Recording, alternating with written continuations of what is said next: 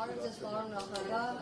ես Ռուբենն եմ, սովորում եմ Երևանի համար 188 հիմնական դպրոցում 7-րդ դասան եմ եւ հուսով եմ դուք եք լսել, որ մեր կրթական համակարգը շատ վատ վիճակում է, դասագրքերից հանում են Մեսրոպ Մաշտոցի լուսանկարը, 7-րդ դասանի պատմության, հայոց պատմության դասագիրքը ուղղակի խայտառակ վիճակում է, հանում են մեր պատմական հայրենիքը, մեր Արցախը, ինչպես եք տեսնում դուք այս խնդրի լուծումը։ Հիմա այս երեխան այդքանը հասկանում, աննետորը չեն հասկանում։ Հաստատ լավ ես սովորում։ Լավ ես սովորում, երազանցիկ ես ասում։ Միանգամից երևաց։ Մեր ուղղակի նախընտրական ծրագրում հենց դա կա։ Ամբողջ այդ փոփոխությունները վերանայվելու են եւ շատ արագ։